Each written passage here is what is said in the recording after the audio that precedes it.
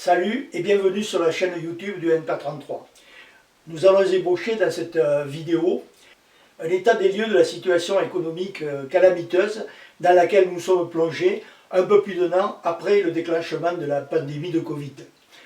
Quelles évolutions on peut en attendre et qu'est-ce que ça implique aussi sur le plan politique pour nous, militants révolutionnaires marxistes. Il y a 4 ans, pour notre fête de 2017, nous avions réalisé une exposition sur la situation mondiale dont le titre était « Après 10 ans d'une crise mondialisée, quelle politique pour les travailleurs et les populations ?» Aujourd'hui, 1er mai 2021, la crise n'en finit toujours pas. Quant à la question de quelle politique pour les travailleurs et les peuples, elle est plus que jamais d'actualité. Et pas seulement de façon théorique.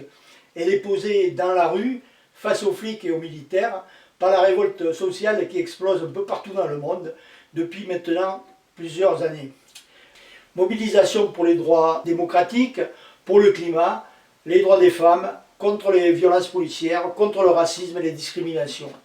Sous des slogans différents, elles sont toutes une réaction à la dégradation de nos conditions de vie. Elles sont aussi l'expression de la conscience dans des millions de cerveaux que ça ne peut que s'accentuer, qu'il n'y a pas d'autre solution pour que les choses changent que de descendre dans la rue, s'affronter aux flics, s'affronter au pouvoir. Pour en revenir à cette exposition de 2017, nous avions essayé d'illustrer l'état du monde d'alors sur le plan économique, socio, géopolitique, écologique, démocratique, par ce tableau de 9 photos. Alors aujourd'hui, bien sûr, l'homme le plus riche du monde a changé, il ne s'appelle plus Bill, il s'appelle Jeff. Bill Gates possédait en 2017 72 milliards de dollars. Il en a aujourd'hui 132. Jeff Bezos, patron d'Amazon, est passé, lui, de 42,6 milliards en 2017 à quelque chose comme 200 milliards aujourd'hui. Sa fortune a doublé depuis le début de la pandémie. Il est aussi connu pour s'être opposé, récemment, à la création d'un syndicat dans un de ses entrepôts aux États-Unis. L'un explique l'autre. A noter d'ailleurs que Bernard Arnault, un de nos fleurons nationaux, comme ils disent, a accédé le 22 avril dernier au second rang des plus riches du monde avec 184 milliards d'euros.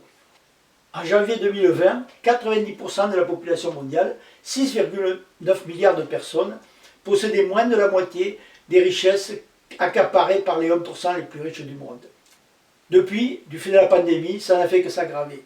La moitié de la population mondiale vit avec moins de 5 $ par jour. Et c'est une moyenne qui ne dit rien de la misère dans laquelle sont réduits des millions d'individus. Question chômage, ici, en 2020, le nombre d'inscrits a augmenté de 4,5%. Et beaucoup d'entreprises sont menacées de faillite lorsque le soutien de l'État va disparaître. Bien sûr, le maire a promis d'annuler les dettes de certaines d'entre elles. Il vient d'annoncer le prolongement des prêts garantis par l'État, mais ça ne fera que retarder les échéances. D'après diverses précisions, 63 000 entreprises pourraient fermer d'ici la fin de l'année, 1 million d'emplois supprimés. Je passe sur l'état de guerre permanent. Il faut noter quand même que les dépenses militaires mondiales ont augmenté de 2,5% en 2020, alors que le PIB mondial a chuté de 4,4%. Il faut citer aussi bien sûr les millions de personnes poussées à l'immigration, la montée de la répression policière, les conséquences de l'anarchie du développement capitaliste sur l'environnement, la pollution, le réchauffement climatique et l'épuisement des ressources naturelles. Quant à l'image au centre de la mosaïque, elle faisait référence aux menaces venues de la sphère financière, la spéculation et la dette qui n'ont fait qu'empirer. Rémi nous en parlera dans la deuxième partie. Il manque bien sûr à ce tableau la dernière calamité en date, c'est-à-dire la pandémie du Covid. Cette pandémie, comme Ebola et compagnie, frappe surtout les populations des pays les plus pauvres. On en a un exemple au Brésil, en Inde en ce moment. Contrairement à ce que nous rabâchent Macron et compagnie, la pandémie n'est pas la cause première de la situation économique calamiteuse dans laquelle nous sommes actuellement, nous et puis le monde entier. Elle n'est qu'un des dommages collatéraux de la marche à la faillite du capitalisme, mais elle contribue en même temps à l'aggraver. Voir à ce sujet la vidéo réalisée par Christine et Bruno sur notre site. Mais qu'est-ce qu'on entend par faillite du capitalisme? Tout le monde sait que Macron et le maire nous mentent quand ils prétendent que leurs mesures, fric à gogo pour les patrons, offensives contre les populations, vont sauver l'économie et donc les emplois. La réalité, c'est qu'ils assurent la fortune des Arnaud et compagnie en nous faisant les poches. Comme si leur volonté politique se résumait à satisfaire l'avidité sans limite de quelques-uns. En fait, les choses sont un peu plus compliquées. Les capitalistes et leur gouvernement auraient en réalité tout intérêt à ce que les mesures qu'ils prennent permettent, tout en assurant leur profit, de retrouver une croissance nécessaire à assurer la stabilité politique, à assurer la paix sociale, propice aux affaires et à la poursuite tranquille de l'exposition du travail humain. Leur problème est qu'ils n'y arrivent pas, plus exactement qu'ils ne peuvent plus y arriver. Au cours de son histoire, le capitalisme a connu une multitude de crises. Il a jusqu'à présent réussi à s'en remettre par le jeu de ses propres mécanismes de régulation interne et grâce à l'action des mesures budgétaires et monétaires prises par les gouvernements et les banques centrales. Sans oublier bien sûr les méthodes militaires. Tout cela ne fonctionne manifestement plus aujourd'hui.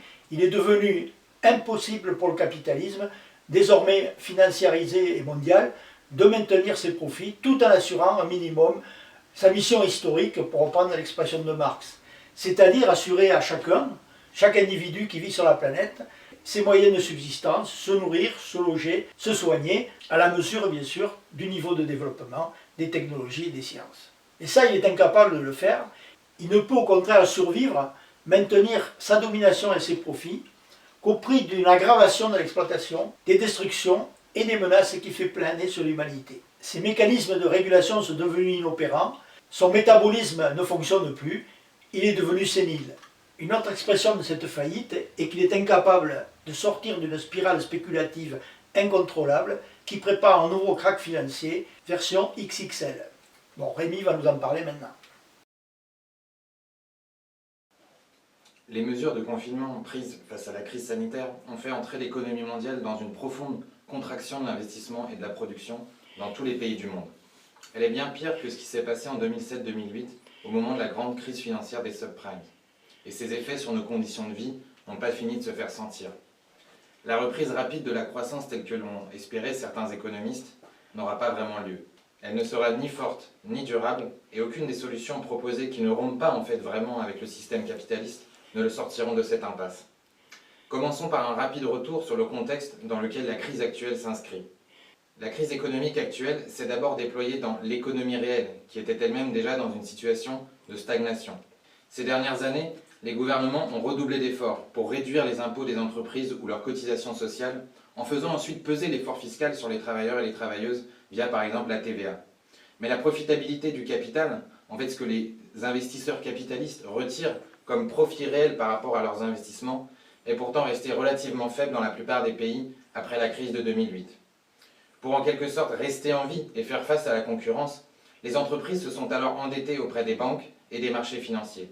Certaines, que les économistes appellent les entreprises zombies, et dont le nombre n'a fait que croître depuis 2008, seraient déjà en faillite sans cette masse de dettes accumulées.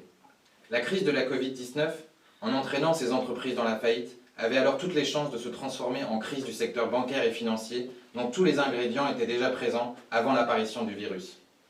En effet, quand des entreprises font faillite, cela veut dire qu'elles sont dans l'incapacité de rembourser leurs dettes auprès des banques, ce qui peut mettre ensuite à leur tour les banques elles-mêmes dans la faillite.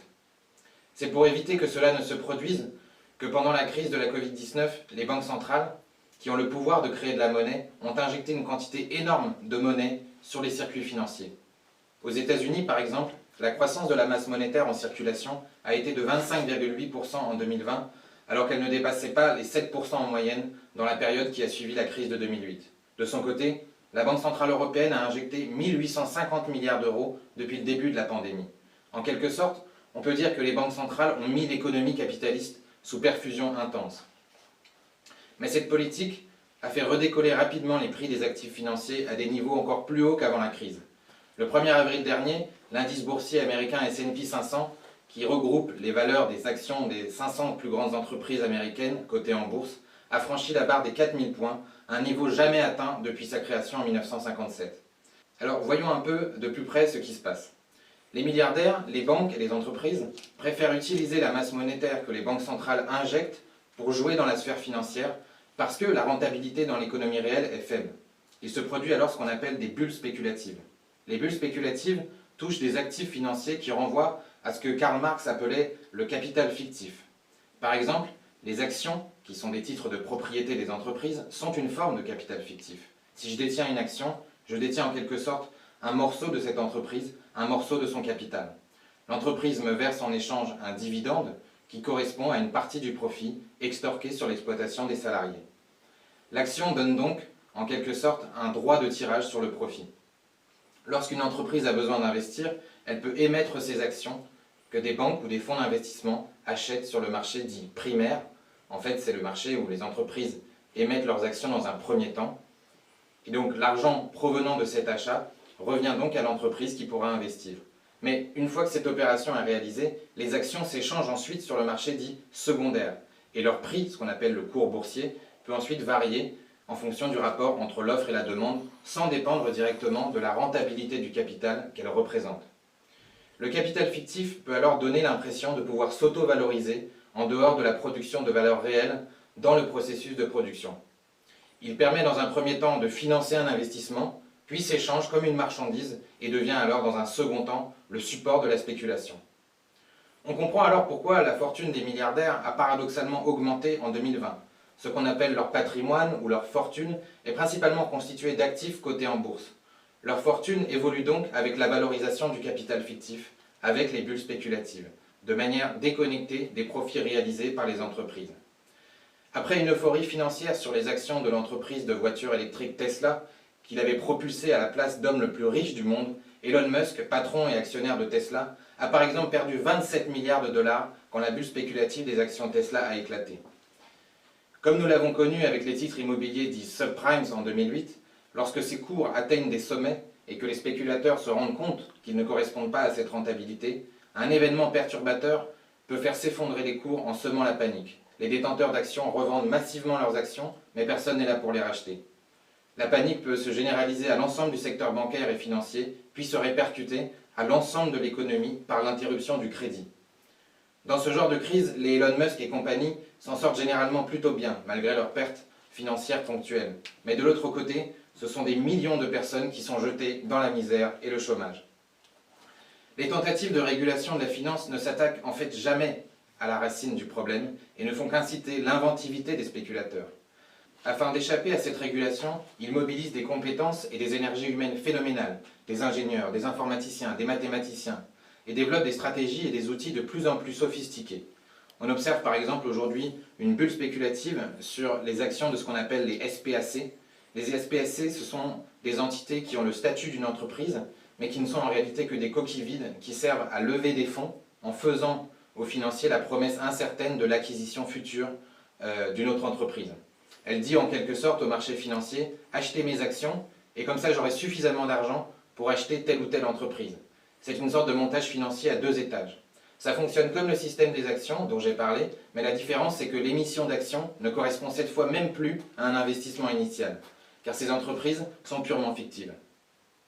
Les crypto-monnaies comme le Bitcoin, remplaçant l'or comme réserve de valeur considérée comme sûre, sont aussi devenues le support de cette spéculation. De leur côté, les États se sont massivement endettés. Ils ont déboursé des centaines de milliards en subventions, en exonération d'impôts et de cotisations sociales, pour sauver en particulier les grandes entreprises de la faillite.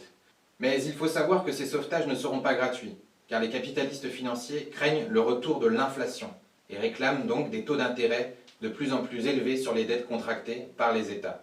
En fait, le taux d'intérêt, c'est comme un loyer régulier que réclame le capitaliste qui a prêté de l'argent à l'État. Et si l'inflation repart, c'est-à-dire l'augmentation générale des prix, la valeur de la monnaie dans laquelle est étiquetée la dette chute, donc la valeur de la dette que détiennent les financiers chute aussi.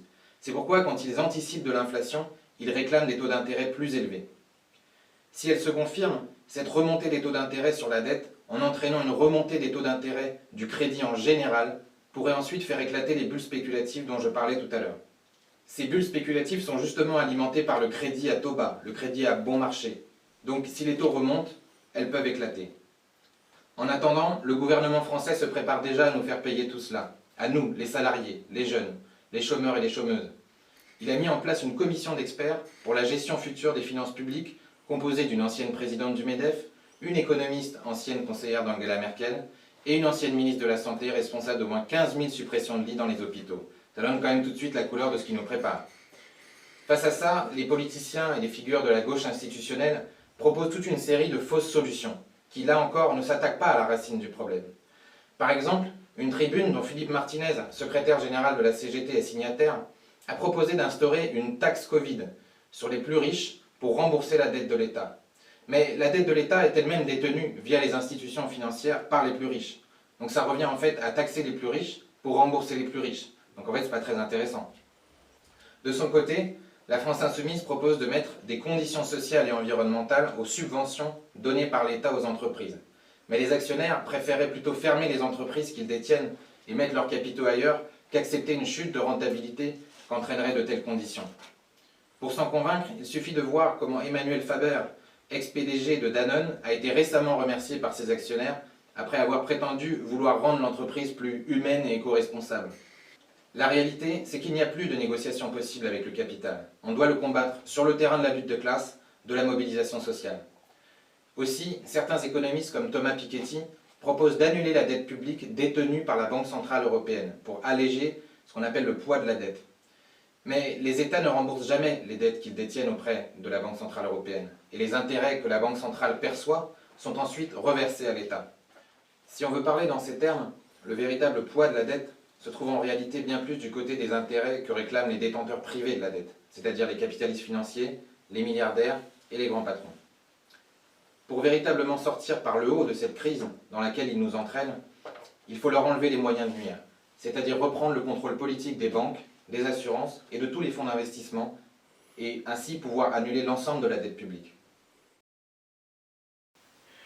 Le fait qu'une proportion considérable des capitaux qui circulent dans le monde soient des capitaux fictifs n'empêchera pas le krach qui se prépare d'avoir des répercussions bien réelles et dramatiques sur nos vies. On n'y échappera pas en courbant les chines ni en croisant les doigts. Il n'y a pas d'issue à cette menace dans le cadre du mode de production capitaliste. La question qui est posée, c'est celle d'une révolution sociale et certainement pas par les urnes. En 1859, dans la préface à Critique de l'économie politique, Marx écrivait « À un certain stade de leur développement, les forces productives matérielles de la société entrent en contradiction avec les rapports de production existants ou, ce qui n'en est que l'expression juridique, avec les rapports de propriété au sein desquels elles s'étaient jusque-là développées. De force de développement des forces productives qu'ils étaient, ces rapports en deviennent des entraves. Alors s'ouvre une époque de révolution sociale. Aujourd'hui, l'économie mondiale est sous le contrôle d'une infime minorité de propriétaires, des financiers pour qui ne comptent que les profits immédiats. C'est pour ça que les progrès scientifiques et techniques formidables qui sont le produit du travail humain se transforment à leur contraire en régression sociale et en catastrophe écologique. Et c'est ce qui nous fait reprendre la phrase de Marx « La propriété des capitaux est devenue une entrave au développement des forces productives. » Du moins, des forces productives utiles à l'humanité. Car il y a bien un développement, mais ce développement, il est perverti par la recherche du profit immédiat et de la guerre commerciale. La satisfaction des besoins humains est devenue un simple souci de marketing. On fabrique pour ceux qui peuvent acheter, le sort des autres est laissé au bon soin d'une prétendue lutte contre la pauvreté, contre les inégalités. Quand Marx disait qu'une telle situation ouvre une époque de révolution sociale, ce n'est pas qu'il prenait ses désirs pour des réalités. Il tirait cette conclusion en fait de l'étude de l'histoire des civilisations et en particulier du fait que le capitalisme, il s'était d'abord développé au sein de la société féodale et ce développement à un moment donné avait fini par se heurter aux limites légales que lui imposait la société féodale et c'est ça qui avait débouché sur une révolution. Et Marx avait compris que de façon analogue, les fondements d'une nouvelle société future, communiste, se constituer au sein même de la société capitaliste et de façon totalement involontaire.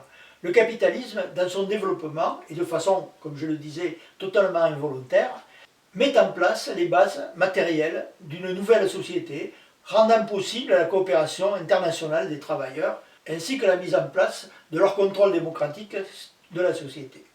Ce qu'on retient surtout de la globalisation mondiale du capitalisme des dernières décennies, c'est sa forte capacité de nuisance, son pouvoir destructeur, son incapacité à sortir de la crise globale dans laquelle il s'est plongé et il nous plonge nous-mêmes. Au point que cela masque une autre réalité, la mondialisation capitaliste, avec l'exploitation des nouvelles technologies de l'information et de la communication, a fait franchir un pas considérable à l'Organisation mondiale du travail, de la production et des échanges, dans le sens anticipé par Marx. Elle a tissé une multitude de liens de communication et de transport entre les grandes multinationales et une myriade de filiales et de sous-traitants. Ces relations, elles passent par des relations de travail. La division du travail et la socialisation de la production et des échanges sont devenues mondiales. De fait, la coopération internationale des travailleurs que prévoyait Marx est devenue un fait patent. Mais cette coopération est soumise au bon vouloir des holdings financières qui les dirigent du haut de la pyramide. Et c'est ce qui fait du système de production actuel une machine à broyer, à détruire, à piller.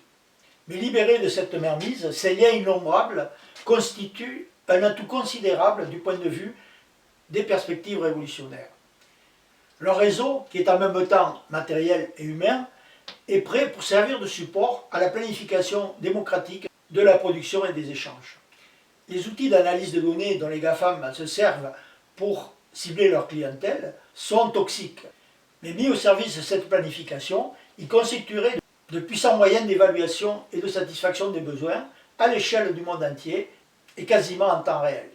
Cette prise de contrôle de la production et des échanges par les travailleurs et les populations suppose en même temps la prise de contrôle des circuits financiers et monétaires. C'est cela qui permettra d'annuler les dettes, d'en finir avec la spéculation par l'abolition de tous les marchés financiers. Et c'est une condition pour orienter la circulation des capitaux, les affecter dans les entreprises en fonction des besoins à satisfaire et dans le respect en même temps des contraintes écologiques. Tout cela peut paraître totalement utopique, mais c'est pourtant réalisable d'un point de vue strictement matériel. Les collectifs de travail qui font fonctionner l'ensemble de la structure de production et d'échange mondial se plient actuellement aux exigences de leurs patrons. Mais rien n'empêche, techniquement, qu'ils se mettent à leur compte, qu'ils mettent l'outil de production qu'ils contrôlent à disposition de la collectivité. Franchir ce pas, c'est socialiser les entreprises, les multinationales, industrielles et financières, après en avoir exproprié les patrons. Ça suppose une rupture profonde avec l'idéologie dominante, une telle avancée de la conscience de classe que c'est ça qui nous paraît totalement irréaliste. En fait, ce qui est totalement irréaliste, c'est croire qu'on pourrait échapper à cette nécessité, à cette révolution. Et puis cette évolution dans les consciences, elle est déjà en route. Je l'ai évoqué au début, le capitalisme mondialisé, il a créé la mondialisation de la révolte. Elle a commencé dans les années 2010, avec le printemps arabe, les indignés en Grèce, en Espagne, aux États-Unis, et même y compris. Elle a connu une recrudescence en 2019, et elle se poursuit aujourd'hui, confrontée parfois à des répressions féroces, à l'exemple par exemple de ce qui se passe en Birmanie aujourd'hui. Les exigences sont diverses, mais toutes désignent un même responsable, le capitalisme, le pouvoir destructeur de la finance et des 1%. C'est un front international du refus de l'existant, un front des exigences de notre futur. Ce front, il est porteur de l'idée que le capitalisme a fait son temps, que ça ne peut plus durer comme ça, qu'il faut que ça change. Et il constitue en même temps la seule force matériellement capable de mener à bien les changements nécessaires sur le terrain révolutionnaire. À nous, militants révolutionnaires, de l'aider à prendre conscience de cette force, à se donner pour objectif la seule mesure capable de changer le monde, prendre collectivement, démocratiquement, le contrôle économique et politique de la société.